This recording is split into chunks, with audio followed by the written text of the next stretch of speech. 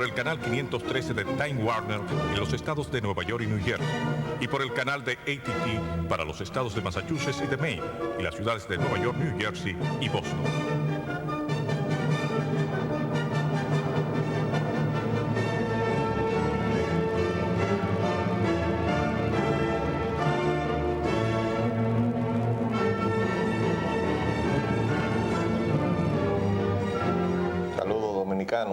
En todo el territorio de la República y en ultramar de la costa este de los Estados Unidos de América, e igualmente a todos sus habitantes de habla hispana. Hoy, miércoles 2 de abril del año 2003, les traemos otra edición de Agenda Nacional. Este programa sustenta los valores de la libertad y la democracia y el derecho de los dominicanos y los latinoamericanos al desarrollo económico y social, con apego y respeto a los principios de soberanía y autodeterminación que sustenten y hacen posible la convivencia pacífica de pueblos y naciones, para identificar y analizar los obstáculos que han impedido e impiden que alcancemos la condición de vida y la felicidad a la que somos acreedores. Les habla Leopoldo Espallán, Anita, y para llevar adelante este programa contamos, como siempre, con la ayuda y colaboración de nuestro amigo el licenciado Roger Orlando Pino. Muy buenas, Roger. Buenas. Bueno, comenzamos con una pregunta. ¿En qué quedamos? ¿Tenemos o no tenemos maniobras militares? Se había informado oficialmente que las maniobras militares de las Fuerzas Armadas Dominicanas con las Fuerzas Armadas Norteamericanas habían sido suspendidas, motivadas en la movilización para la guerra con Irak. Pero nos trae el Caribe un reportaje sobre unas actividades, estas no son militares, de asistencia o labores humanitarias en el Valle de Constanza. Y ahí aparecen pues unidades de cuerpo médico atendiendo a la población civil. Pero bueno, siempre se dijo desde el principio que esto era parte del asunto. Ahora aquí dice el articulista: forman parte de un contingente que no solo llega para hacer labores humanitarias, tiene también su interés logístico y se han realizado entrenamientos militares de corte antiterrorista con militares dominicanos. Y no han faltado las voces de quienes relacionan la presencia militar norteamericana con el intervencionismo y la sospecha de que detrás de todo hay algo más que una buena causa. Dice nada menos que la articulista del Caribe. Bueno, vamos arriba. Emergencias de salud. La neumonía atípica sigue extendiéndose. Hay 8 afectados que murieron ayer. Hong Kong se murieron 3, en Toronto 2 y en Singapur 1. Esto hay que poner atención. Los organismos que están preparados y concertados para enfrentar cuestiones de epidemia tienen que estar tomando sus providencias. Recuerden que se había recomendado no viajar a las zonas donde se produjo el brote, pero resulta que ya tenemos muertos en Toronto. De ahí a que pase Estados Unidos es un paso. De manera que yo escuché hoy en la mañana, antes de venir para acá, que estaban entrevistando al cirujano general de los Estados Unidos. Eso es una cosa extraña. ¿Tú te has fijado ese cargo? Sí, ellos tienen una estructura de salubridad un poco parece que eso es como no ortodoxa. Pero parece como que es una cuestión casi, como diríamos, una tradición que ha quedado de cuando la guerra civil o algo así. Porque no tiene que ver con el Departamento de Salud. Hay un secretario de Salud y pues hay toda una organización para atender la salud del pueblo norteamericano, pero este tiene que ver precisamente con situaciones de emergencia, cosas que tienen una característica de amenaza para la salud del pueblo de los Estados Unidos. Bueno, pues a este es el que estaban entrevistando hoy, al cirujano general. Y él estaba señalando algunas de las medidas que son realmente las de aislar los sitios a donde esto se está produciendo. Hasta que se está trabajando en eso, tipificar el virus y determinar la forma de atacarlo. Todavía no se sabe en este momento. Por lo menos ya han avanzado, creo que algo en ese sentido. En tipificarlo. En tipificarlo, sí. Así es. Ahora la cuestión es aislarlo y cómo combatirlo. Bueno, vamos a los temas. El presidente y la reelección. Hipólito esperará para la reelección. Esas fueron sus últimas expresiones. ¿Qué usted dice a eso? Bueno, y ayer nos dijo que era enemigo de la reelección. Eso dijo ayer. Nosotros hemos estado insistiendo en que ese grupo es un grupo enemigo del presidente, porque lo está haciendo quedar mal desde el principio. Ahora, el que tiene la última palabra en eso es el presidente. Le hemos dicho, presidente, pero quita a toda esa gente. Quítelo, porque él tiene una posición muy cómoda de decir que ese es el derecho de ellos. Pero eso no es verdad, porque nadie tiene el derecho a jugarse con la reputación de otro. Y ese grupo se está jugando con la reputación del presidente. La seriedad. Ahora resulta ser que el presidente está jugando con su reputación, porque con esa afirmación que acaba de hacer, de que vamos a esperar, porque como que ya que han insistido tanto, pues vamos a ver qué pasa. Podría ser, quizás. Dice Algo aquí así, el ¿verdad? presidente Hipólito Mejía declaró ayer que van a esperar qué pasa para decidir definitivamente si acepta su repostulación. Óigame, entre esto y lo que dijo ayer, que se atrevió incluso a referirlo a su propia señora, a Rosa, a nuestra amiga, doña Rosa Gómez de Mejía, la primera dama. Es decir, ustedes son enemigos de doña Rosa. Y entonces hoy sale con esto. Realmente fue ayer, sale hoy en la prensa. Bueno, presidente, usted es que sabe si usted va a salir como un hombre de palabra o si no va a salir como un hombre de palabra. Usted es que va a decidir eso. Otra fase del presidente. El señor presidente y la economía. El presidente emitió decreto que legaliza nuevo comité económico. El equipo especializado ponderará las medidas en el plano económico. El organismo creado ayer contará con un experto internacional. Eso es la parte preocupante, porque el que se coordine para que haya cohesión en el pensamiento económico de los miembros del gabinete, sobre todo, pues es natural que se busque la manera de que sea así. Desde luego, siempre existió informalmente lo que se llamó el gabinete económico. ¿Desde cuándo, don Antonio?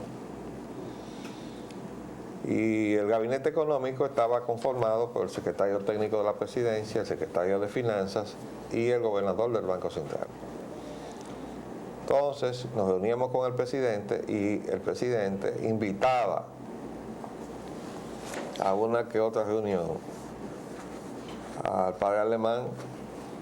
Por eso yo tengo una opinión muy informada con relación al padre Alemán, por todas las cosas que él le decía al presidente,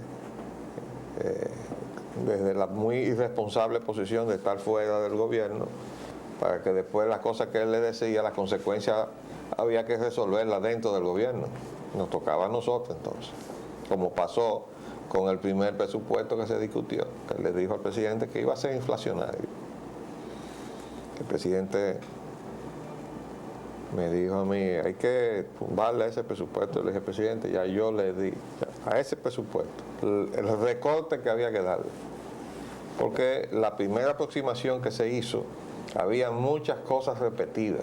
Por ejemplo, los hospitales estaban en salud pública y estaban en obras públicas. Las escuelas estaban en educación y estaban en obras públicas. Cosas así. Bueno, cuando se dació bien el asunto, el presupuesto se llevó estrictamente a donde se tenía que llevar para que los programas Estábamos intentando hacer un presupuesto por programa. Un presupuesto por programa supone que los desembolsos se producen en la cantidad suficiente en el momento necesario. Porque si usted a un programa que se está ejecutando le saca el desembolso fuera de su oportunidad, entonces queda invalidado. Es como sacarle dinero al programa de caminos vecinales después que pasa la fecha de la cosecha. Entonces los productos se pudren, no pueden ser sacados a los mercados, y después que ya está pasado el momento, entonces aparece el dinero para habilitar los caminos vecinales. No, tiene que aparecer en el momento necesario. Pues bien, el presidente le metió cuchillo al presupuesto, y después que ya nosotros habíamos salido del cargo, comenzaron a aparecer los problemas. O sea, el presidente le había recortado apropiaciones a la propia presidencia de la República, perdón, que eran para ser transferidos a la Corporación Dominicana de Electricidad, a CODE y a otras instituciones. Y de repente se encontraron con que esos fondos se habían desaparecido porque el propio presidente, en una decisión que él mismo tomó, los había recortado. Y fue inducido por los consejos del padre Alemán. Bueno, pero eso es historia. Lo que quiero decirles es que el equipo económico, el gabinete económico, se consultaba, se reunía. Nos veíamos más frecuentemente Manuel José Cabral y yo que el señor Eduardo Fernández, que estaba por allá en su república, allá montado en su torre de cristal, con el apoyo de la hija del presidente. Y entonces nos reuníamos en Sanssouci con el presidente. Ahora se ha formalizado eso, pero dice aquí que el equipo que está bajo la presidencia del gobernador del Banco Central, y me parece eso una anomalía, porque el gobernador del Banco Central no es el funcionario de mayor jerarquía en el grupo. Secretario de Finanzas. En una oportunidad, el secretario de Finanzas era el presidente de la Junta Monetaria y el gobernador era el ejecutivo de la Junta Monetaria. Después, en la época de los buenos tiempos de Diógenes Fernández, él consiguió poner al gobernador al frente de la Junta Monetaria, y entonces el secretario de Finanzas pasó a ser un miembro ex oficio, igual que el de Industria. El secretario técnico no está ahí. Y el gobierno tiene 3 miembros: el gobernador, el secretario de Industria y Comercio y el secretario de Finanzas. Pero ahora han puesto al secretario de Finanzas por debajo del gobernador, incluso en esa función de coordinar la política económica. Bueno, aquí se están haciendo muchísimas cosas que no obedecen al librito. Pero lo que más preocupa es ese añadido ahí. Contará con un experto internacional. ¿A quién van a traer? ¿A Jeffrey Sachs? Pues lo pueden traer. No lo trajo Leonel Fernández. Sí, no, a lo mejor traen a, ¿cómo se llama el de Argentina? ¿A Domingo Cavallo? Sí, contratado. Ese lo tiene reservado Leonel. Ah, Leonel, para cuando él vuelva a recuperar. Bueno, indudablemente como que la estructuración de todas estas nuevos organismos no obedece a no corresponde a un razonamiento, ¿verdad?, integrado, armónico, con directrices económicas sanas, ¿no? Porque quien dirige la política económica es el secretario de Finanzas, quien debería dirigir, de acuerdo con la estructura del Estado. No, es el que debería dirigir la política económica, es el secretario técnico de la presidencia. Sí. Y el secretario de Finanzas es la parte tributaria, la recaudación. Correcto. Bueno, sé que yo siempre, ¿verdad?, es cierto, con la cuestión de Hacienda y en otros países y eso, en donde ya se le da otra conformación también más fortalecida al aspecto de manejar el área económica, la esencialísima área con el desenvolvimiento económico de los países. Entonces el secretario técnico debería encabezar, pero desde hace ya mucho tiempo ha venido dirigiéndose unas ofensivas, diría yo, unas acciones media velada contra lo que es esa institución y debilitándola más. ¿Tú crees que son más. media veladas? A veces son totalmente abiertas. Oh, Dios mío. Sí. Bueno, y por eso iba a agregar que dependiendo de la persona que pase a ocuparla, se abre ya la cuestión de una manera más agresiva o se amortiza y se matiza la cuestión cuando pasa a ser otra. Depende del grado de colaboración que entiendan. Para hacer la agresión más disimulada. Más disimulada, exactamente. Entonces a eso es que estamos nosotros opuestos. Creemos que la institucionalidad es la que debe corresponder en todo momento. Yo creo que lo importante es la decisión de política. Se tiene que tener una política clara. Este gobierno no tiene una política clara. Entonces eso da lugar a que haya funcionarios con criterios diferentes. Si el gobierno tiene una política clara y el presidente dice, por ahí es que vamos. Por ahí todos los funcionarios tienen que afinar como una orquesta, ¿no? Usted ha visto las orquestas cuando antes de comenzar a tocar comienza cada músico a afinar su instrumento con el diapasón que le ponen. ¿Para qué? Para que cuando el director de la orquesta coja la batuta y diga así, no salga uno desafinado, ¿verdad? ¿Por qué? Porque primero cada uno tiene la partitura de lo que se está tocando, la parte que le toca de una misma partitura, no tiene cada uno una música distinta. Entonces el presidente de la República es un poco director de orquesta, pero le tiene que poner la partitura, la misma, a cada uno de los músicos. Y aquí parece que cada músico trae la suya debajo del brazo y por eso usted encuentra a uno que está tocando bachata. Estarán tocando jazz, ¿no? Inventando cada uno su ritmo, bachata, una cosa de esas, no sinfónico. Porque en este caso entonces el secretario técnico de la presidencia sería el violín primo de la orquesta. Sí. El presidente dirige y el violín primo de la orquesta. El problema de todas maneras es que hay que saber a quién es que van a traer. Ya tenemos a Andy ahí. Bueno.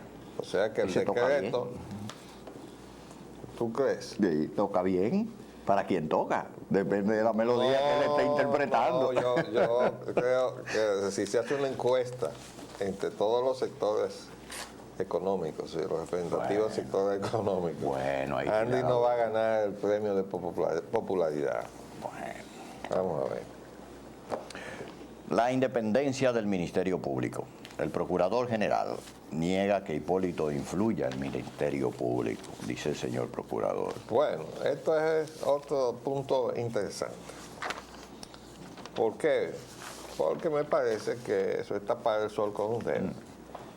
El nuevo procurador, digo, ya no es tan nuevo, pero es el que viene en lugar de Virgilio Bello Rosa, dice que rechaza la versión de que el presidente Hipólito Mejía aproveche su condición de jefe del Estado para influir en las decisiones del Ministerio Público.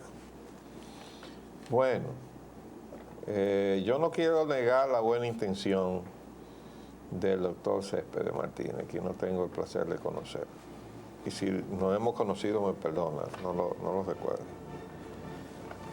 Yo creo que si el presidente pone a todos esos funcionarios, desde luego que esos funcionarios van a hacer lo que le diga.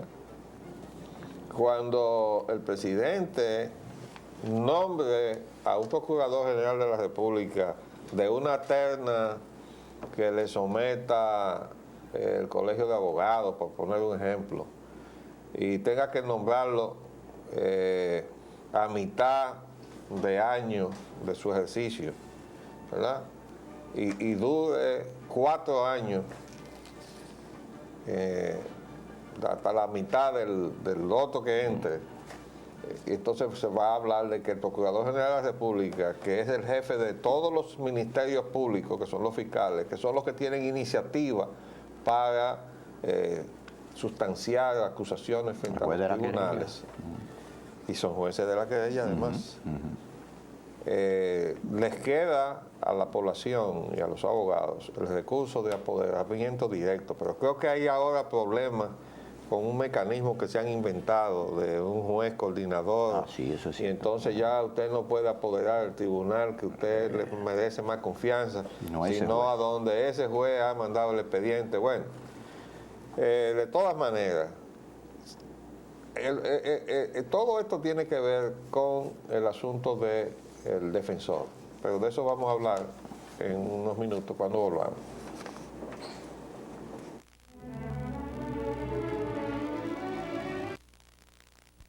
Pues bien, volviendo al tema de la relación del Poder Ejecutivo con el Ministerio Público.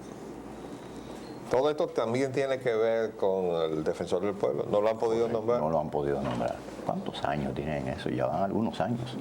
Pero tú sabes por qué.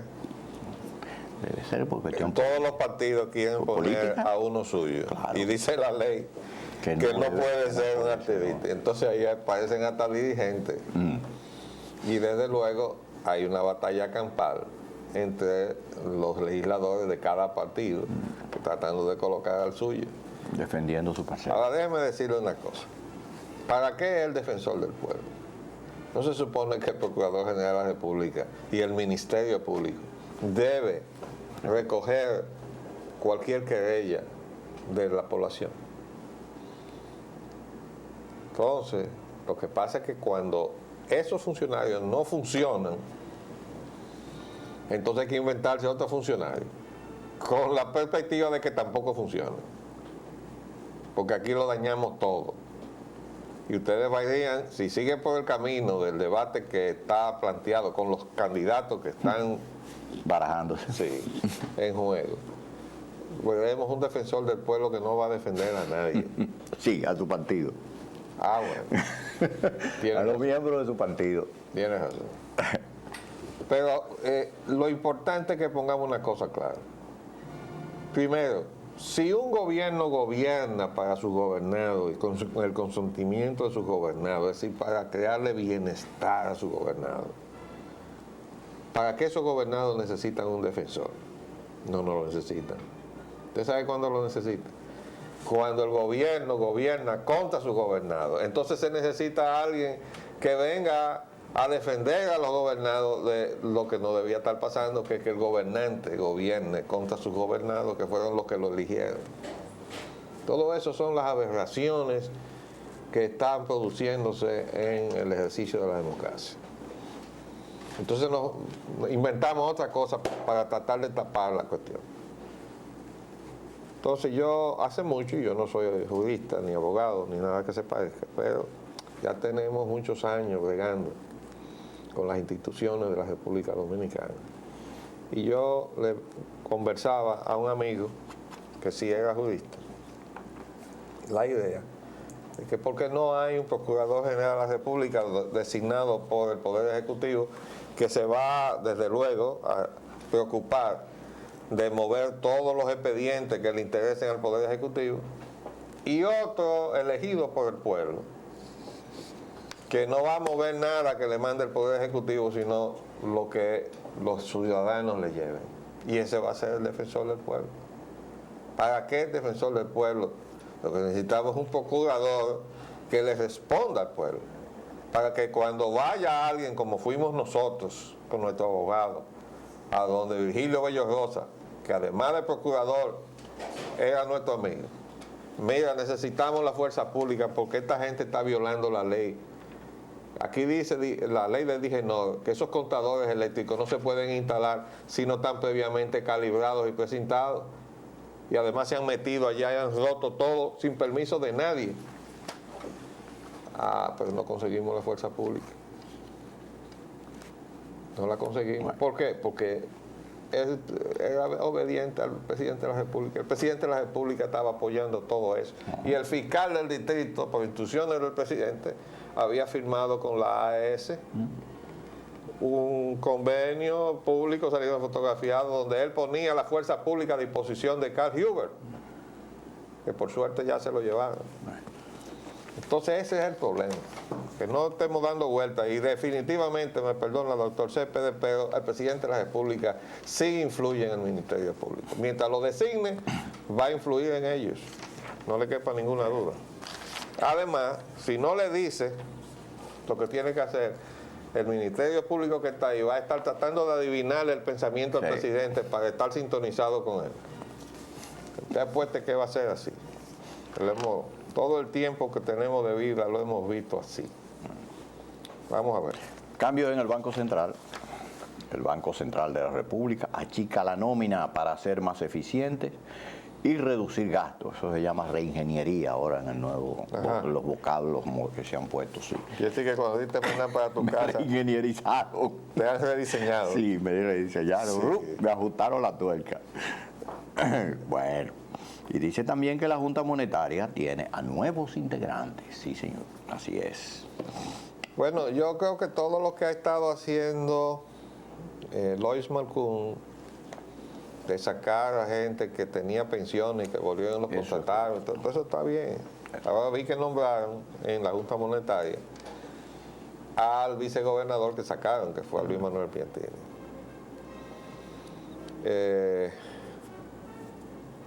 También sacó una serie de gente que estaban todos pensionados y que habían vuelto ahí. Habían vuelto por circunstancias, a lo mejor eran muy capacitados, yo no voy a decir que no. Pero son situaciones anómalas, de que alguien esté pensionado pero también esté contratado. Entonces, él está eliminando eso. Además, parece que ha sacado muchísimos de esos supernumerarios que llegan por recomendaciones políticas para sentarse en un escritorio y no trabajar, que no son trabajadores sino empleados, ¿verdad?, para cobrar. Pero en la Junta Monetaria, ahí se aprovechó para sustituir a García Michel, que renunció, a la Secretaria de Industria y Comercio, que estaba en la Junta Monetaria cuando fue designada en la Secretaría de Industria y Comercio. Entonces ella regresa como ex oficio. Entonces no puede tener la condición de funcionario ex oficio y representante también en la Junta. Entonces se cubrió eso también. Veo que también se sustituyó a don José León Asensio. Imagino que debe haber renunciado, no lo dice. No lo dice. Pero no es verdad que nadie va a poner así a una persona X en lugar de don José León Asensio, si no es que él ha renunciado. De todas maneras, veo que también el presidente designó a una de sus hijas. Tiene que tener cuidado con eso. Y recordar que uno de los grandes errores de don Antonio Guzmán, de nuestro querido presidente, fue haber incurrido en el nepotismo. Que uno lo entendía, él quería estar rodeado de gente con quien él se sintiera en confianza suficiente para ese complejo que le creaba su propia conciencia de su insuficiencia académica y que le taparan sus errores y todo eso. Pero se rodeó de su hija y su yerno y esa gente hizo un anillo en torno al presidente que acabó matando al presidente. Tenga cuidado, presidente, con la designación de su familia. Vamos a ver. La marcha hacia las elecciones del 2004. Intensas negociaciones buscan salvar la crisis del Partido Reformista Social Cristiano. El caso San Pedro de Macorís provoca tranque en el partido y suspenden la emisión de boletines. Precandidatos del PRD afinan acuerdo para la convención. Las dos organizaciones políticas. Bueno, por lo menos vemos que mientras en el PSC ya llegaron a la convención y llegaron a vías de hecho, ¿no? Porque no se han jalado los moños, pero están tirándose al cuello. Bueno, hubo el comentario de que hubo hasta algunos disparos. ¿Así? Sí, ayer en la mañana, así es cierto. ¿Y a dónde fue? En el hotel donde estaban reunidos. Salió don Rafael Bello Andino por atrás. Y hubo, bueno, se aplacaron los ánimos casi de inmediato, pero sacaron las pistolas, ¡pop, pop! Y, aguántate ahí. Y ahí se acabó. Trasladaron entonces el centro a otro lugar. La señora Martes se fue a otro sitio Y eso anda comentario generalizado. Yo no lo había Sí, percibido, ¿no? sí, ayer me lo llevaron. Yo Allá. tengo una persona que hace de informador pilosíaco y no me había dicho nada. De todas maneras, todavía dentro del PRD hay armonía y estaban reunidos todos. Me complació mucho ver la fotografía donde nuestro amigo Rafael Flores lo incorporaron, porque hasta ahora lo habían ignorado. Así es. Mira, aquí te ve la fotografía. Aquí está Rafael, junto con Abinader, el sempiterno aspirante a la presidencia. Reconocimiento muy merecido, ¿Verdad? que nuestro amigo, Ahí no por ser faltan- nuestro amigo, Ahí faltan dos. Ahí falta Rodríguez Soldevila, que parece que no fue a la reunión, y Fello Suberdi, que tampoco fue. Qué extraño. Pues bien, ojalá que la armonía siga hasta el final. la crisis eléctrica, apagón afectó 83.000 usuarios en Jaina y la capital. Esto es muy extraño. Dice que alrededor de 83.000 usuarios del servicio eléctrico de la provincia de Santo Domingo y Jaina fueron afectados ayer por un apagón provocado por una avería en una línea de alta tensión que sacó de servicio varias plantas y las subestaciones que suplen prácticamente toda la capital. Yo sé que desde antenoche se produjo, es un circuito que va a todo lo largo de la avenida Bolívar y se mete allá del otro lado y alcanza hasta cerca de la Tiradentes, y lo sé, lo pudimos comprobar porque ahí vive nuestro hijo, y nosotros íbamos a todo lo largo de la avenida viendo todo apagado. Llegamos allá y estaban bajo un apagón, y eso venía atravesando toda la ciudad. Eso lo que indica es que la ciudad tiene que ser redistribuida desde el punto de vista de los circuitos y la capacidad de los circuitos. Hay circuitos que están muy sobrecargados. Pero dice aquí que la avería fue en la línea de alta tensión. ¿Usted sabe lo que quiere decir eso? Que la culpa no es de la distribuidora, sino de la corporación. Falta saber si eso es verdad. Vamos a esperar lo que tiene que decir César Sánchez, ¿verdad? Porque recuerden que las líneas de alta tensión quedaron en manos del Estado. El circuito de Bellavista quedó afectado por 6 horas ayer también, desde las 3 de la tarde hasta las 9 de la noche. Todo el sector nuestro, y seguía hasta aquí. Si pasaba por aquí, seguía hasta allá.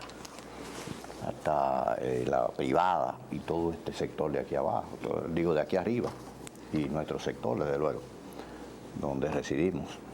Es decir, que parece que más que una falla de la línea de alta tensión, podría ser que lo que ocurrió en la línea de la Bolívar obedeciera a esas razones, pero aquello fue absolutamente programado, parece ser. Fue un periodo así, Mira, exacto, de 3 a 9. Mira lo que dice aquí. La avería se verificó a las 2:55 de la tarde.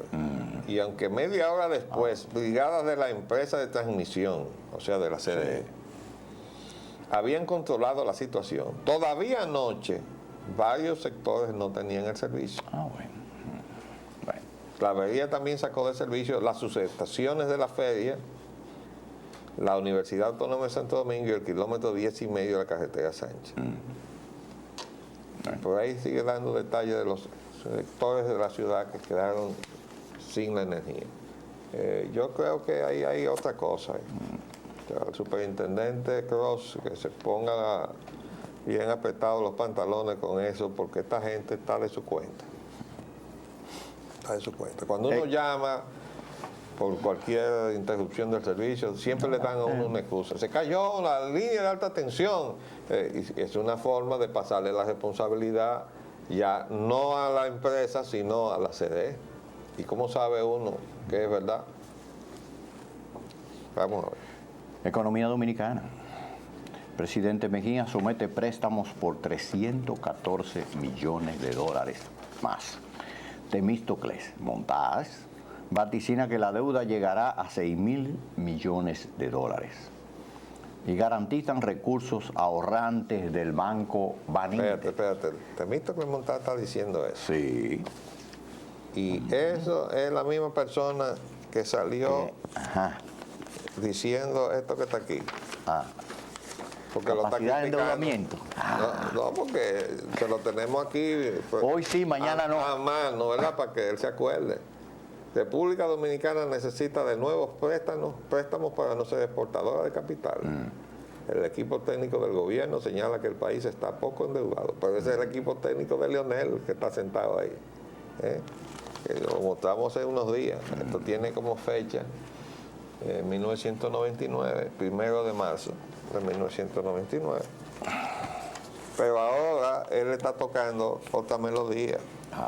Él dice que eso va a ser un obstáculo para el próximo gobierno. O sea, que él cree que van a venir a asumir la próxima gestión de gobierno. Me parece que hay mucho optimismo en esa esfera, ¿verdad? Pero definitivamente yo no entiendo cómo es que se pueden tocar dos posiciones tan diferentes. Esa ambivalencia. Vamos a seguir. Tenemos que, tocando otro ámbito de la economía, dice que están garantizados los recursos de los ahorrantes del Banco Baninter, que fue absorbido por el Banco del Progreso. Y que Obras Públicas debe a los contratistas más de 2.000 millones de pesos. Que también la República Dominicana va a producir etanol y alcohol de caña este año. Qué bueno. Esa es una información positiva, pero yo creo que es demasiado optimista. Porque se está anunciando la llegada de la empresa y ya va a producir este año etanol y alcohol. No sé cómo. Vamos a ver. Organismo, el Consejo Nacional de Competitividad, recomendará quitar el ITEVIS y el 1.5% a las exportaciones. Respecto a eso, yo debería agregar que hay informaciones que aparecen en la prensa de ayer y antes de ayer, en donde se está señalando que en el gobierno circulan rumores de aumentar el ITEVIS del 12 al 15, en vez de quitarlo, ¿no? Bueno, se ganaron, una cosa es la posición de los empresarios, otra cosa es la posición del gobierno, ¿no? El fiscalismo y eso. Se ganaron con especulación 1.000 millones de pesos. Empresarios piden diálogo para revisar el recargo del 10%. Y el presidente Mejía justifica los préstamos para las obras prioritarias.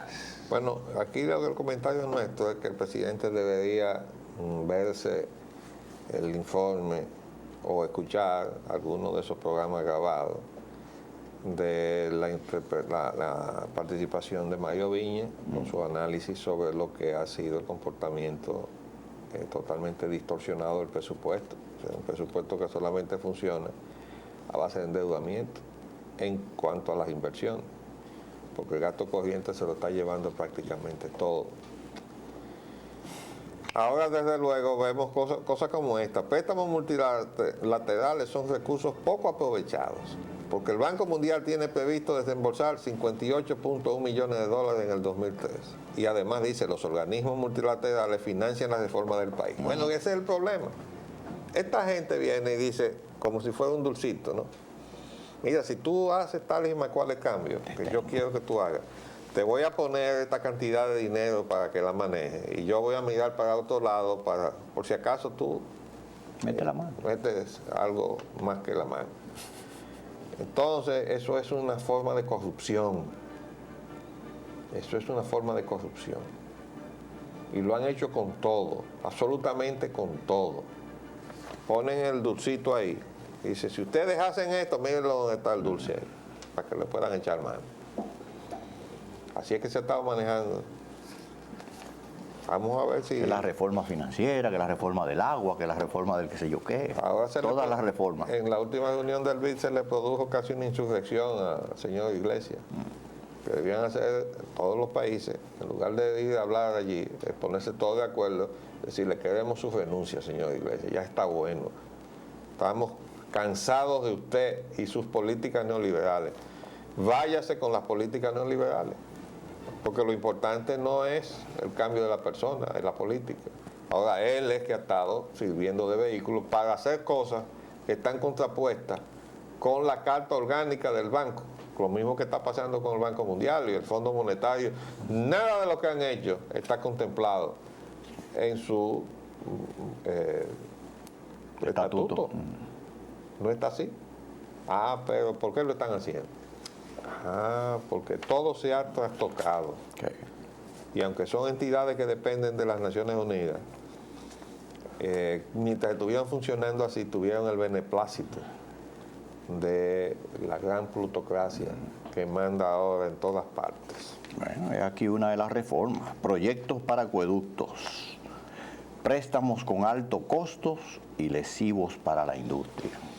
Sí, los industriales dominicanos están gritando con razón y dicen, bueno, pero estos son préstamos que vienen amarrados. Aquí está el préstamo, pero tiene que comprar a tal país.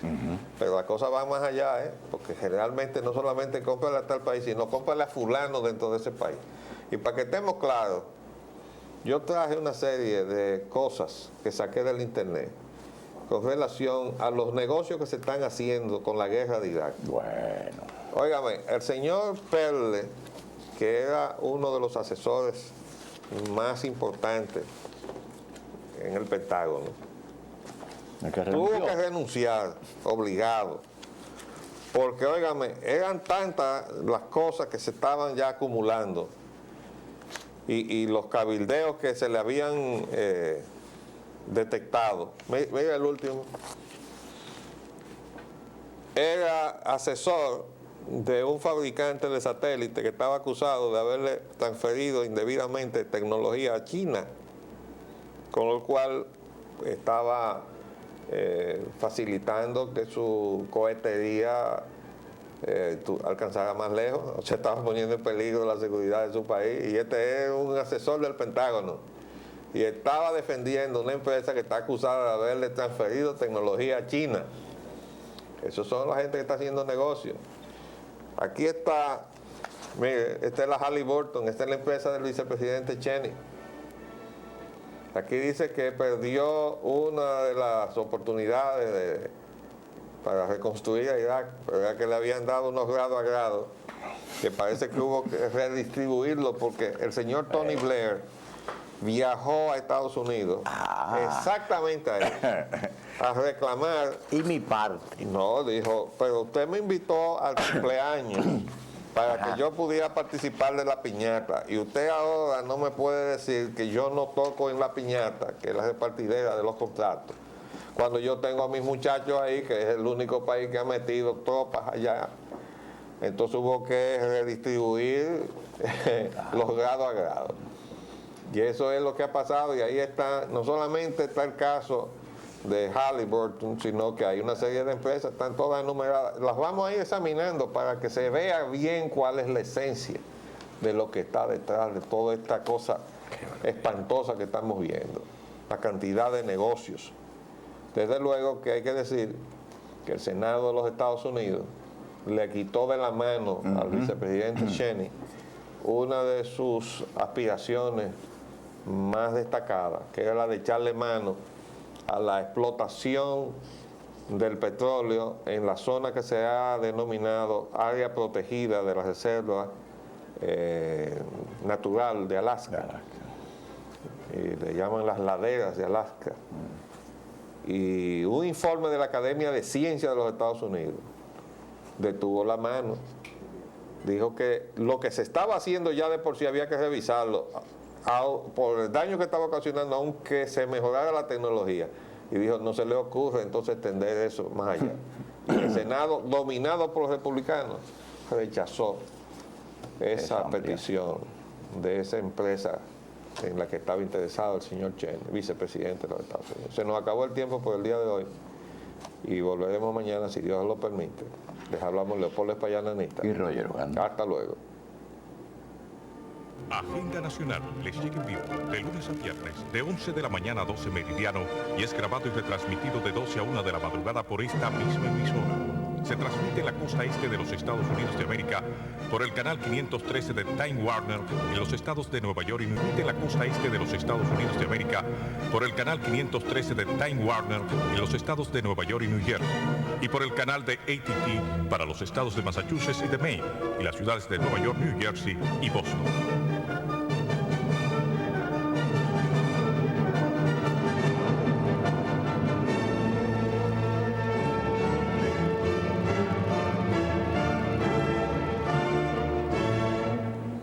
Saludos dominicanos en todo el territorio de la República y en ultramar de la costa este de los Estados Unidos de América. Igualmente a todos sus habitantes de habla hispana. Hoy jueves 3 de abril del año 2003 les traemos otra edición de Agenda Nacional. Este programa sustenta los valores de la libertad y la democracia y el derecho de los dominicanos y los latinoamericanos al desarrollo económico y social, con apego y respeto a los principios de soberanía y autodeterminación que sustentan y hacen posible la convivencia pacífica de pueblos y naciones, para identificar y analizar los obstáculos que han impedido e impiden que alcancemos la condición de vida y la felicidad a la que somos acreedores. Les habla Leopoldo Espaillán Anita, y para llevar adelante este programa contamos, como siempre, con la ayuda y colaboración de nuestro amigo, el licenciado Roger Ogando Piña. Muy buenas, Roger. Muy buenas, ¿cómo estás? Bueno, tengo que acusar el recibo a una correspondencia de colaboradores desde el exterior que tengo en mis manos, pero en inglés. Este es el texto del documento que está circulando en los Estados Unidos para hacerle un juicio político al presidente George Bush y al procurador general John David Ashcroft. Ahí están citados todos los artículos y todas las argumentaciones que están siendo enarboladas o desarrolladas en este documento legal, que debe ser el mismo que está llevando adelante el ex procurador general Ramsey Clark. Bueno, le agradecemos a nuestro corresponsal el habernos enviado este importante documento. Vamos a ver que además debemos decir que, como hemos estado haciéndonos eco de la preocupación de esa neumonía atípica que se ha estado partiendo de lejano oriente, pero llegando ya incluso a Estados Unidos, Canadá, donde ya ha habido muertos en Canadá. Aquí sale la información hoy de que se ponen controles sanitarios en los aeropuertos por la neumonía atípica. Nosotros a eso le tenemos que decir que falta la frontera. Y la frontera tenemos que cerrarla, no solo por el problema con Haití, del cual vamos a hablar más adelante ahora, sino porque hay que recordar que ese diputado cónsul que tenemos, cónsul diputado, lo que traía era chino por ahí, no eran chinos. Chinos, exclusivamente. A él le dicen. Y entonces, una de las zonas que precisamente están ahora mismo bajo cautela es China continental. China continental, Hong Kong, toda esa zona ahí. En el Asia, sí. De manera que, ojo con la frontera. Y al amigo Rodríguez Soldevila, que se ponga las pilas, porque él estaba como desaparecido. Salió en estos días porque se habló de candidatura a la presidencia, entonces ahí salió. Pero no lo hemos sentido como secretario de Salud Pública. No lo hemos sentido.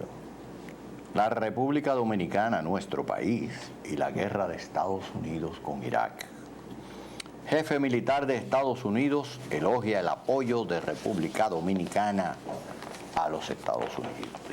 Pero el señor cardenal Nicolás de Jesús López Rodríguez deplora la decisión del presidente Mejía. Y Estados Unidos acogerá cualquier tipo de apoyo de República Dominicana. El jefe del Comando Sur, general James T. Hill, agradeció ayer a Hipólito Mejía situarse entre los dispuestos a liberar a Irak, los willing, The coalition of the willing. La coalición de ya ustedes saben que... Bueno, déjeme decir que en otro periódico, creo que es en el Hoy, se aclara mejor que el jefe militar está agradeciendo la oferta de ayudar a la situación post-Saddam. Dice aquí, recibirían con agrado el país ayudar a Irak post-Saddam. Bueno, asistencia humanitaria. Porque no estaríamos hablando de mandar nuestra tropa ahora, en el medio de la situación que, por cierto, ahora es que se va a apretar. Porque El preámbulo. Ese centro urbano de Bagdad, ese es el hueso. Bueno, dijo el ministro de Información, usted recordará, que solamente habían utilizado hasta ahora 1/3 de su capacidad bélica y que el 60-65% todavía está en reserva, esperando entrar en acción. Seguro que Yo saqué un artículo, porque el navegar por el internet tiene muchas ventajas, porque uno tiene acceso a reflexiones que no nos llegan a través de los medios, de las cadenas internacionales, no nos llegan, y nuestros medios, si es que llegan, tampoco los reproducen, por aquello de estar simpáticos, ¿no? Y uno de esos artículos, precisamente lo que dice es que ahora que están en las puertas de Bagdad, dice, esto es New York Times, Tremenda fuente. la mejor entrada a Bagdad. Y esto está escrito desde Jerusalén. Y dice aquí el autor, que se llama Yahil Henkin, parece que es israelita. Escribe desde Jerusalén. Dice, estando las fuerzas americanas iniciando su asalto a Bagdad, sus comandantes harían muy bien en echar un vistazo de cerca a las muy duramente aprendidas lecciones de Israel en combate urbano. Dice que la operación Escudo de Defensa del ejército israelita, la unidad antiterrorista del ejército israelita, emprendida en la primavera pasada, generó una muy amplia controversia, pero también es un muy buen modelo para tácticas militares. Y comienza ahí a exponer lo difícil que es ese combate urbano. Dice que el soldado ocupante o la fuerza de ocupación está en la posición más vulnerable, porque puede ser atacado desde cualquier lado, por delante, por detrás, por el lado, sorpresiva, en forma sorpresiva, porque eso es lo que es la guerrilla urbana. Entonces, ese es un artículo interesante, porque está escrito en Jerusalén por un judío, que yo no sé si es militar o no, pero el enfoque que le da es una advertencia, porque si se hace una apreciación equívoca de las fuerzas que todavía tiene a disposición Irak y siguen con ese ímpetu con que atravesaron a todo lo largo el país para llegar a las puertas de Bagdad, y de repente se encuentran con que tienen resistencia urbana, el costo en vida puede ser muy alto, muy alto. Y recuerden que nosotros en este programa no estamos con esa guerra, la condenamos. Por cierto que hay un documento que está ahora mismo ya prácticamente terminado y que se va a abrir a la firma de los ciudadanos dominicanos, en el cual los dominicanos que no estamos comprometidos con esa posición que tomó el presidente que no pasa de ser más que su opinión, porque eso necesita estar refrendado por el Congreso Nacional, dice la Constitución de la República. Cualquier compromiso de esa envergadura de política exterior tiene que ser refrendado por el Congreso Nacional. Entonces el presidente lo que ha hecho es dar una expresión de voluntad, contraria a la mayor parte del pueblo dominicano, que no quería que Estados Unidos se metiera en esa trampa histórica para el pueblo norteamericano. El gobierno de Estados Unidos ha metido a su pueblo en esa trampa histórica. ¿Cuál es la trampa histórica? La de divorciarse a sí mismo en términos de su filosofía democrática, de libertad, para convertirse en un Estado vigilado, donde todos los movimientos de los extranjeros son vigilados en extremo, e incluso inhibidos y hasta perseguidos.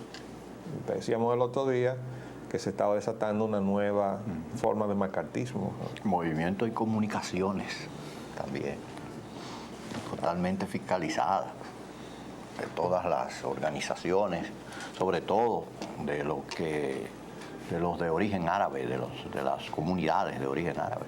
Bueno, ¿y qué le pasó a Gerardo Rivera? Que no Bueno, tengo detalles. Yo sé que a lo de Peter Arnett fue porque le dio unas declaraciones a una cadena allá en Irak, y entonces eso bastó para que, pero lo empleó Daily Mirror.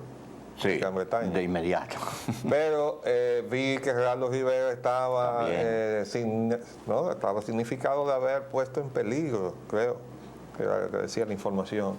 Pero no tengo detalles. ¿Tú tienes? Sí, yo tengo algunas informaciones, no muy detalladas, pero que dijeron que él estaba a bordo de una de las unidades que iba en un convoy, en una de los avances que se estaba haciendo, y con su cámara y desde el lugar iba narrando todas las posiciones a través de la cadena Fox, y él iba entonces... O sea, que se pasó de las rayas y fue demasiado informativo. Fue demasiado informativo, se excedió y estaba presa, percibieron los militares dando la información al enemigo.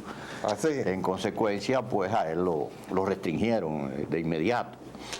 No se sabe qué suerte va a correr dentro de la cadena Fox, que es una cadena, gran cadena. Le dicen los labios de Bush a la cadena Fox. The Bush Lips. Sí. Bueno, esos son ustedes los demócratas que son contrarios a los republicanos. Pero definitivamente hay una situación sumamente delicada. Decimos que el primer reto a los Estados Unidos es dejar de ser lo que han sido. Y segundo, meterse en una guerra que no se sabe dónde se va a detener, porque el señor John Bolton, subsecretario del Departamento de Estado, se fue a Israel y allí dijo que después de Irak venía Irán y venía Siria y después iba a Norcorea, y se le quedó en el tintero de Arabia Saudita, pero todo el mundo sabe que también está en salmuera. ¿Y eso qué es? Esa es la guerra corta que le están diciendo a los Estados Unidos, al pueblo norteamericano. Óigame, vamos a seguir leyendo. Correcto. Porque ahí están informaciones del frente de guerra. Pero antes vamos a introducirnos en el ámbito nacional con que el presidente y la reelección. El secretario Suberví, el presidente da seguridad de que no se repostulará, dice Suberví. A pesar de tentaciones, dice que no se repostulará. Eso dice el presidente. Eso salió en el Nacional de ayer tarde. Ajá. Y hoy en la mañana hay otras referencias. Hipólito, no sentiré soledad del poder. También dice, Hipólito dice, se lanzará a la calle para ayudar al PRD. Bueno, fíjense esto. Aquí volvemos otra vez. Esto parece como un baile. Un rirón. Sí, ¿no? Un pasito para adelante y un pasito para atrás. Porque ahora el presidente afirma, dice, a pesar de las tentaciones, dice que no se repostulará. Bueno. Ojalá. Nosotros aquí le queremos decir a Hipólito, que lo dice Polín,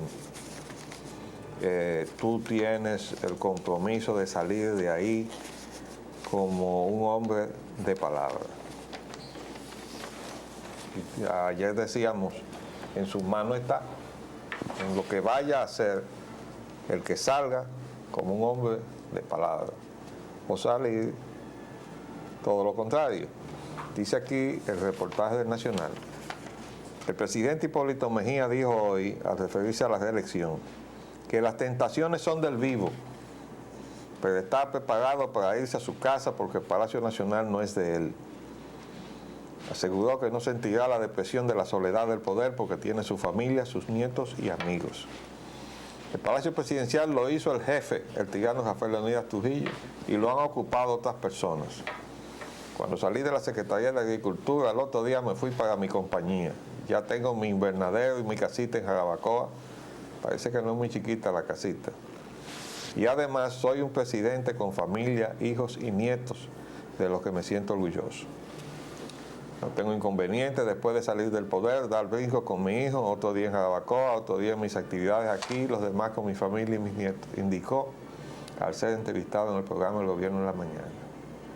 Estoy preparado para convertirme en un dependiente absoluto de este trabajo. Me dice, gobernar, no, ese palacio no es mío.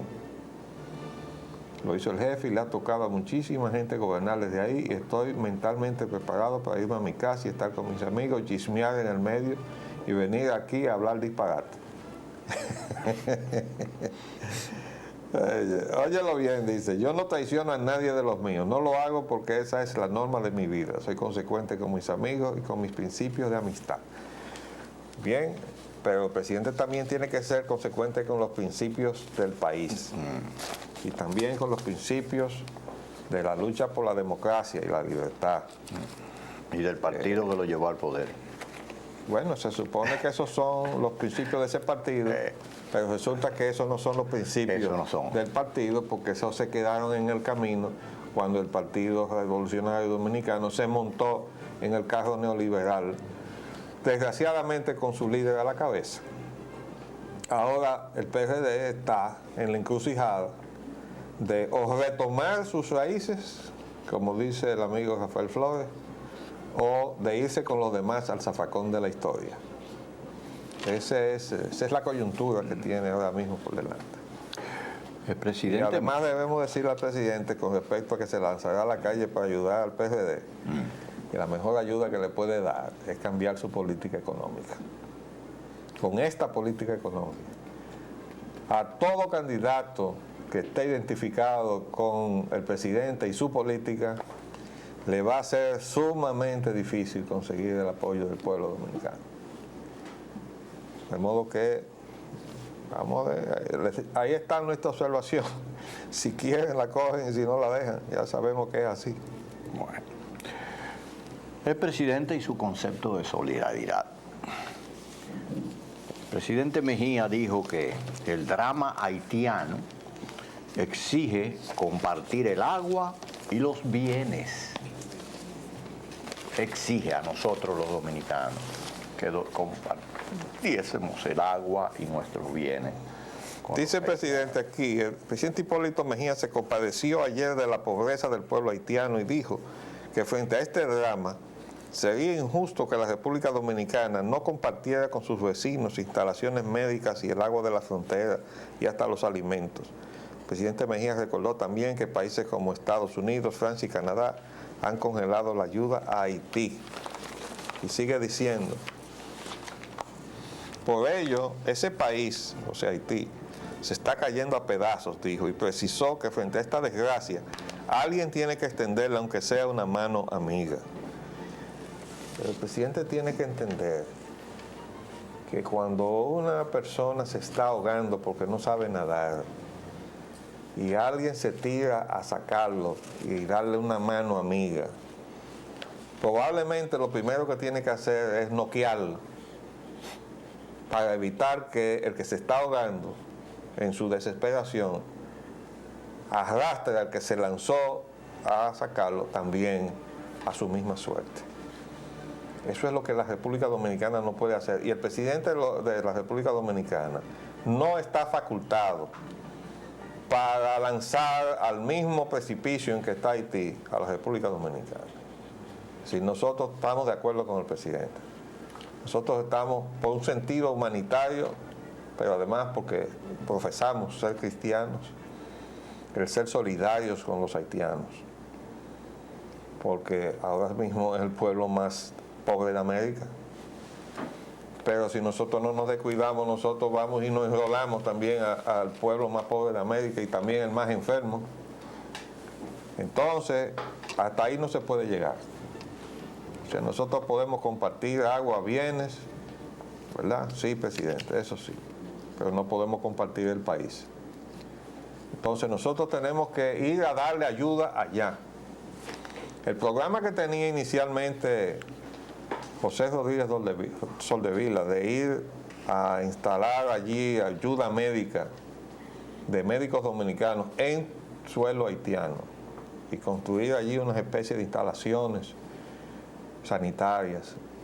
Nosotros respaldamos eso allá y hacer la escuela allá y que aprendan francés o creol, lo que ellos quieran aprender en las escuelas que se instalen allá para que salgan de su analfabetismo, pero metiéndolos en las escuelas de nosotros aquí, estamos quitando el espacio a los niños dominicanos, como le estamos quitando espacio en las instalaciones hospitalarias a las mujeres dominicanas, para dárselo a las mujeres haitianas, para que entonces, encima de todo eso, el hecho de dejarles dar a luz aquí, convierta a sus hijos en dominicanos, que hay que darle también la ciudadanía, a pesar de que su constitución dice que los haitianos son haitianos, si son hijos de padre o madre haitiana, donde quiera que nazcan, porque ese es el principio del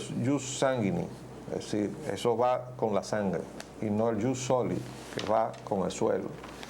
Entonces, el presidente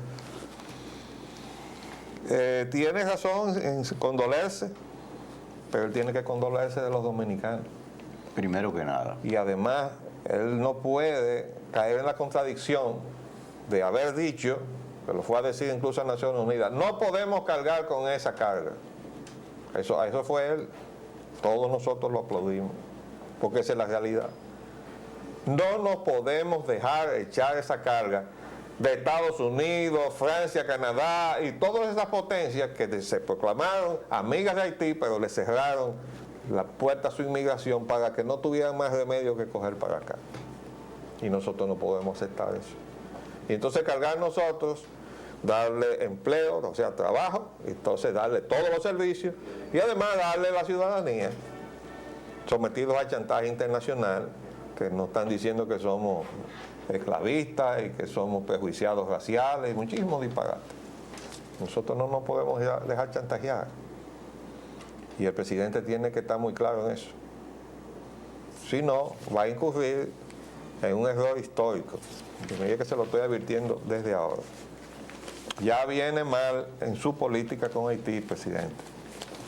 Y vino muy mal a todo lo largo de la gestión de Hugo Tolentino en la Cancillería, desde la visita de Jean-Bertrand Aristide. Vamos a hacer un paréntesis y volvemos. Pues bien, siguiendo con el tema del presidente y Haití, dice aquí, a todo esto fue en una entrevista donde estaba él con Martínez Pozo, porque ya le levantó, Sí, ya le levantó la sanción a Martínez Pozo. Y estaba entrevistado por el equipo del Gobierno de la Mañana. Y Martínez Pozo dice, le ofreció estadísticas oficiales según las cuales el 70% de la inversión en salud que el Estado realiza en la zona fronteriza es absorbida por los haitianos, especialmente madres parturientas que atraviesan la frontera. Y él lo cuestionó y le dije, ¿qué va a hacer el gobierno con esto? Y dice, el único que se ha echado ese muerto encima soy yo, está entrecomillado, dijo Mejía, en alusión a esa población de inmigrantes haitianos, y destacó que ha hablado con los franceses, con los estadounidenses y los canadienses sobre la realidad del vecino Estado en todos los foros internacionales. Dijo que en esos foros internacionales ha denunciado el abandono y la situación crítica en que se encuentra Haití, un país que se está cayendo a pedazos. El jefe de Estado dijo que no puede negarse que en este país hay muchos tipos que tienen el complejo racial de la boca para afuera, porque en su casa y su finca están llenas de haitianos trabajando. Yo le diría al presidente que deje tranquilo el asunto de la cuestión racial, que deje eso tranquilo, porque yo no quiero repetir las palabras del presidente en mi casa el día 15 de mayo. Ya las he dicho, pero yo no las quiero repetir. Reveló que hay quienes le han expresado que no puede ser que el país esté lleno de haitianos, pero que le ha respondido que los tienen en sus fincas. De todos modos, dijo Mejía, yo he estado convencido de que este es un matrimonio sin divorcio y que frente a la desgracia de ellos alguien tiene que ponerle aunque sea la mano amiga. Dice que, sin embargo, es muy duro compartir con los haitianos lo poco que tenemos y sin ayuda. El presidente no acaba de entender que esos países con los que él dice que habló no van a cambiar su actitud mientras encuentre la actitud blandita del gobierno del presidente Mejía. Claro. De las instrucciones que él dio de que le den todas las visas que quieran. Y para que después resulte que se produce un escándalo, hay que decir que no, que los cónsules estaban actuando por su cuenta y que venga un cónsul de eso y diga, no, pues yo estaba cumpliendo órdenes del presidente, y es verdad. Entonces, presidente, usted se canta y se llora. Y así no puede ser. Usted dijo que no se podía echar ese muerto arriba al país. Entonces tampoco se lo puede echar a usted, porque usted es el presidente de la República, porque se lo está echando al país. Entonces esa es la situación. Y hay diferentes formas de expresar la solidaridad. Solidaridad cristiana que nosotros compartimos porque somos cristianos. Nosotros aplaudimos la actitud en la medida en que ésta no venga a hacerse un prejuicio o un perjuicio para la nación dominicana, más bien. Nosotros de nuestras carencias y nuestras vicisitudes nos lanzamos al Canal de la Mona para irnos a Puerto Rico, porque no se puede, el Estado no puede suplir ni siquiera mínimamente las necesidades de nuestra población. Esta escapa o trata de escapar de la manera que le sea posible. Sin embargo, estando más o menos a la misma distancia, un punto geográfico de la República de Haití hacia la República de Cuba, no se dirigen esos éxodos hacia la República de Cuba. Pero fíjate que los éxodos de los haitianos en bote, ¿verdad? O en yola, A Miami. se han ido para Miami. Ajá. Y entonces allá se encuentran con las medidas que De ha tomado, inmigración. y las que ha tomado también el gobierno de El Estados gobierno Unidos con norteamericano. la Guardia Costera, Claro. que si lo encuentran en alta mar los interfiere y los devuelve. Claro. De modo que ellos han intentado llegar allá, pero yo no los he visto intentando llegar a Cuba. No. Sin embargo, en Cuba por lo menos podrían encontrar mínimamente las atenciones de salud y de alimentación y hasta de educación que nos presenta el presidente como una obligación de solidaridad, el señor presidente. Sin embargo, esto no lo hacen.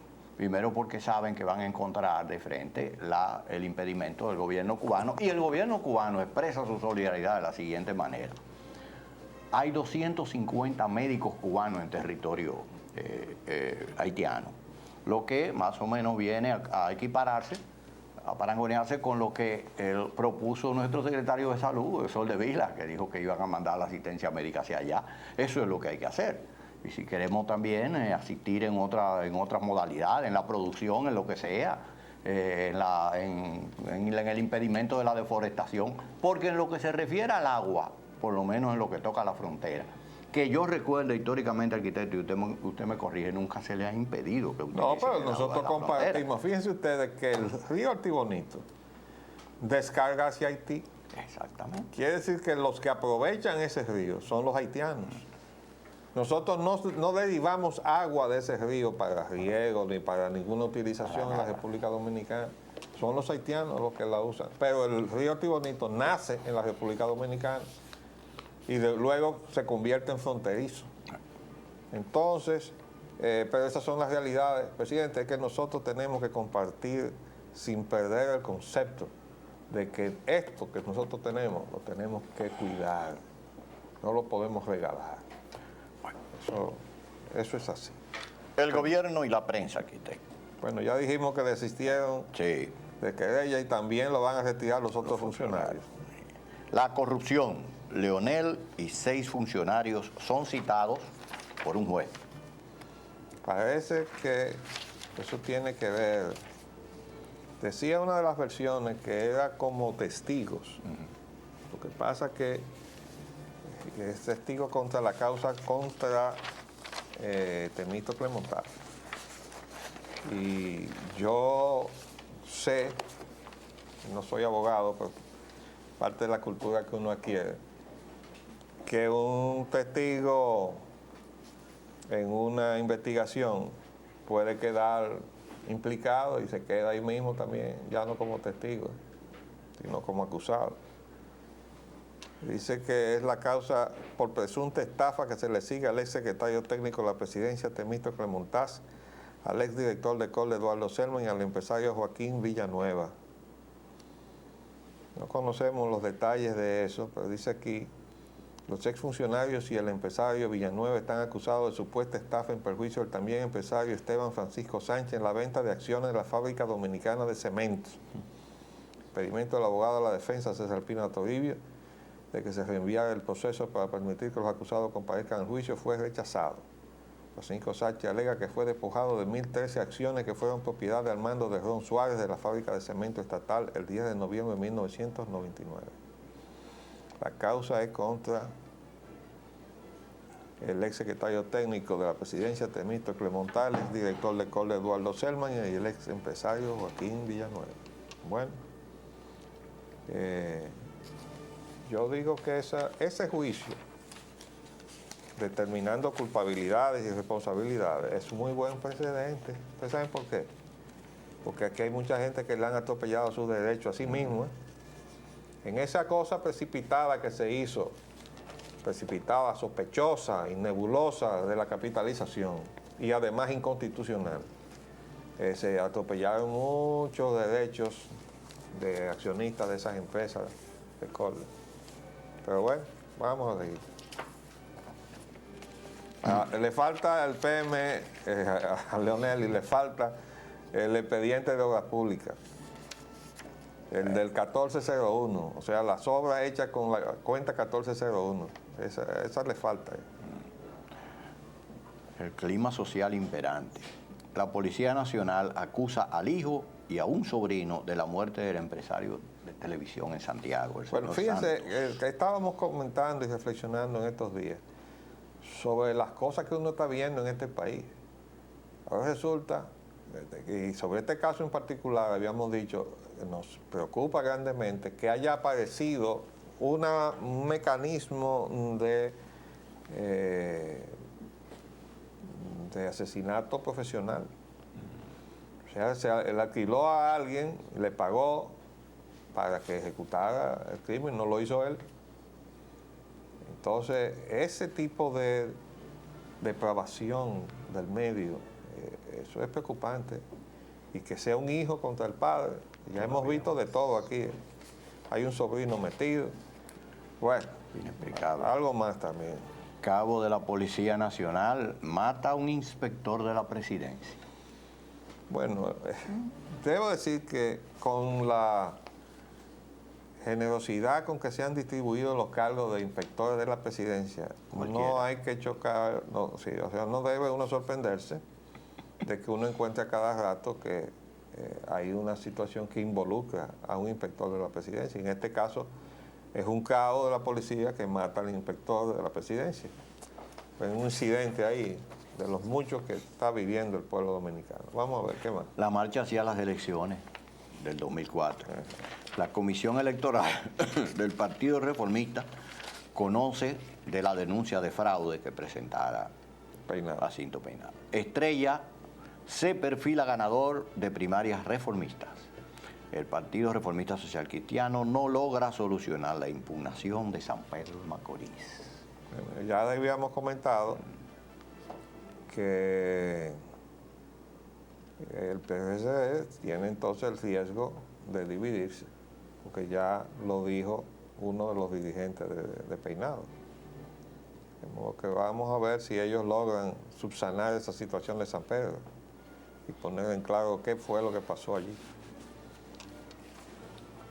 La marcha, bueno, el petróleo y combustibles. Hay una noticia muy interesante que yo le quise traer. En Francia, Sí. multan a 4 petroleras por aumentar los precios.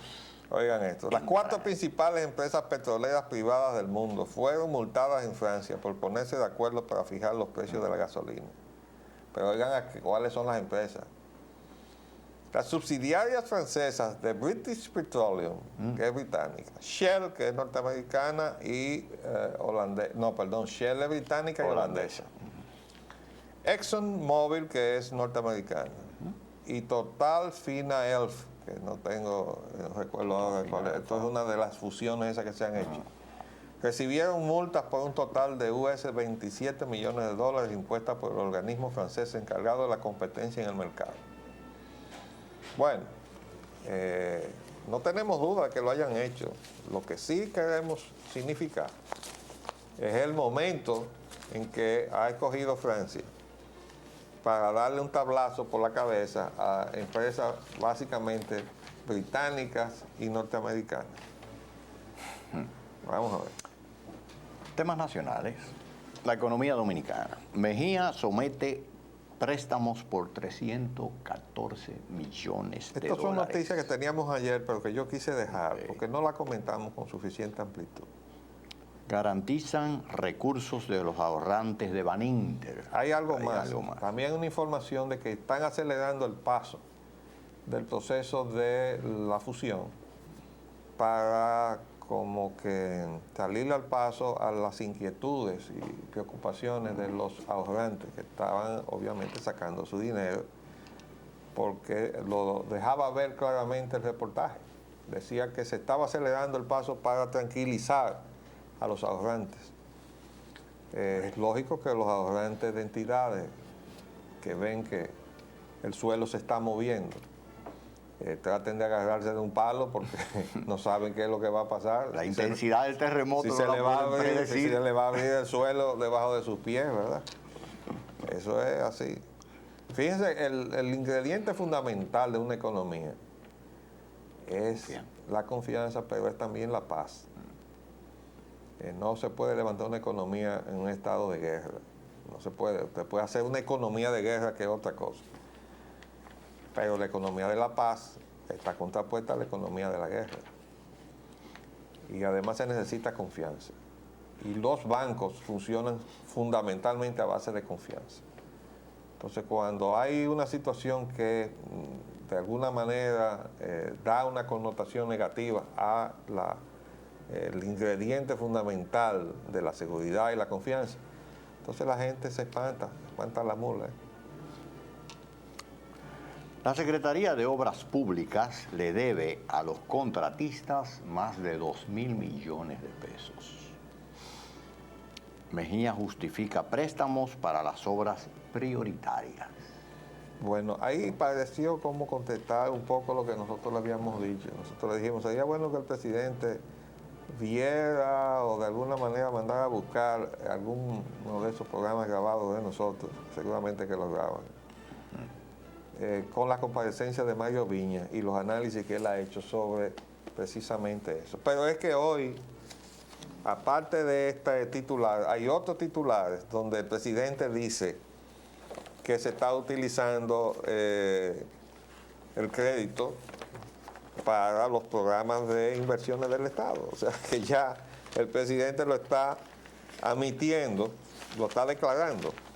No sé si ahora voy a encontrar, que uno tiene a veces mucha dificultad en marcar todas estas cosas, a pesar de que él dice que está en austeridad, que continúe el plan de austeridad. Pero eso de que las obras, el programa de inversiones del gobierno esté fundado en la búsqueda de recursos en préstamos, Financiamiento externo. eso está sencillamente admitiendo que hay un desorden en la ejecución presupuestaria. No hay disciplina presupuestaria, no se está gastando lo que se tiene, se está gastando lo que no se tiene. Y hemos estado diciendo eso desde el principio. El presidente póngale el pie al freno, no al acelerador, sobre todo a las obras. Y esas obras que se inician sin planos, sin especificaciones y desde luego sin presupuesto, no se sabe lo que van a costar. Usted simplemente sabe que arrancaron y cuando lleguen allá al extremo, entonces quizás, no seguro, le van a decir, mire, costó tanto. Y así no se puede. De manera que nosotros les reiteramos nuestra recomendación. Pero ahora no encuentro la información, probablemente ya mañana podemos comentarlo. Vamos a seguir adelante a ver si terminamos otros temas que tenemos ahí. Vamos a pasar al ámbito internacional con los siguientes titulares. Frente de guerra a Irak. Los iraquíes derriban caza y un helicóptero de los Estados Unidos. Bueno, léete todos los Las titulares. fuerzas aliadas avanzan hacia Bagdad. Las tropas de Estados Unidos a 48 kilómetros de Bagdad. Las tropas perforan la zona roja, lo que se había denominado como zona roja. Orgullo y regocijo por rescate de una soldado herida y capturada de 19 años de edad. Mire, yo quise destacar un comentario sobre el caso de esta muchacha. Primero por su edad. Yo me pregunto, ¿y qué hace una muchacha de 19 años ahí en el frente de guerra, puesto que la mata? La avanzada. Ayer habíamos comentado otra declaración de un comerciante residente en Nueva York que decía que estaban reclutando a los latinos debajo de los 18 años y los estaban uniformando y los estaban mandando a la guerra. No sería la primera vez que eso sucediera. Pero el caso de esta muchacha, que es norteamericana, 19 años, me puso a reflexionar porque yo vi reportajes, yo no sé si tú los observaste, donde se ve una familia entera, los 5 hijos de una familia, uniformados Sí, todos. que comentamos que creíamos que eso estaba impedido. Incluyendo una muchacha, si yo no recuerdo mal, había 4 varones y una hembra, todos uniformados. Y decía el reportaje que estaban en el frente de guerra, en tareas distintas, unos con más riesgo y otros con menos riesgo, pero todos los hijos. He visto fotografías también de matrimonios, el esposo y la esposa, ambos militares. Y me ha puesto a pensar sobre la situación. Hay informaciones sobre la economía de Estados Unidos sumamente preocupantes. Y todo está apuntando hacia una recesión. Y ustedes saben qué fue lo que dijo esa niña. La Porque motivación. para mí es una niña. La motivación. De por qué se enroló. Dice que ella quería ganar el dinero suficiente para inscribirse en la universidad y hacer la carrera de maestra. Perdón. Hacer la carrera de maestra. Así es. Es decir, que ella fue a correr el riesgo de su vida porque no tenía cómo estudiar para ser maestra. ¿Ustedes creen que es posible que una vida joven como esa se tronche Así es. a los 19 años? Estaba herida y suerte que la fueron a rescatar, ¿eh? No, y la estaban atendiendo, que estaba en un hospital. Sí, pero suerte porque estoy seguro que ahí ya estaría escaseando de todo. De todo. Entonces ahora está en Alemania y ahí toda la ciencia Claro. que está allí disponible va a emplearse en salvarle la vida, ojalá que la salven la vida. Pero no debió estar nunca en riesgo. ¿Por qué estaba esa niña ahí en el frente de guerra? Y además, bueno, pues aquellos que vemos muchas películas como quien les habla, nos complació ver que era posible llevar a la realidad la escena del rescate de la película Juego de Espionaje, Spy Game, El Spy Game. donde al final hacen una operación así, una operación comando, y van y se meten en una cárcel china y sacan a 2 prisioneros que estaban allí, entre ellos un agente de la CIA y su amiga, una británica, y entonces los sacan con 2 helicópteros. Bueno, pues esto que pasó por la televisión parecía una película. La operación se hizo así. Y la suerte que fueran y rescataran a esa muchacha para que no se le muriera Miren, hay 228 soldados norteamericanos que están siendo atendidos en Alemania. Esa cifra no la he encontrado yo en ninguno de los partes de guerra. Esta información parece que salió de Alemania, porque es inocultable que había 228 heridos en camas del hospital. Porque usted puede estar seguro que el que ha sido llevado a Alemania no es porque tiene un rasguñito en un tobillo o en un brazo. De manera que eso está indicando que allí se está pagando un alto precio de vidas.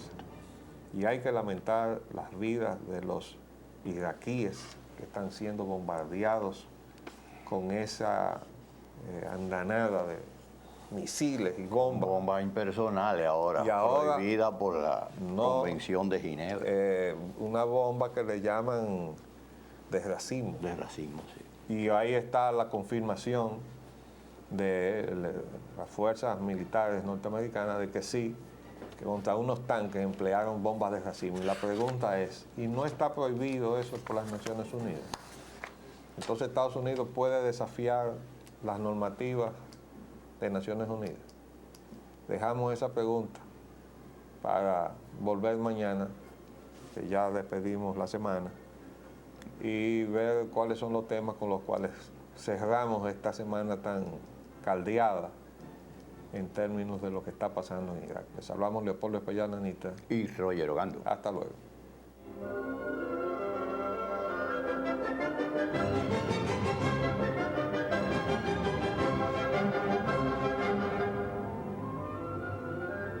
Y es grabado y retransmitido de 12 a 1 de la madrugada por esta misma emisora. Se transmite en la costa este de los Estados Unidos de América por el canal 513 de Time Warner en los estados de Nueva York y New Jersey, y por el canal de AT&T para los estados de Massachusetts y de Maine, y las ciudades de Nueva York, New Jersey y Boston.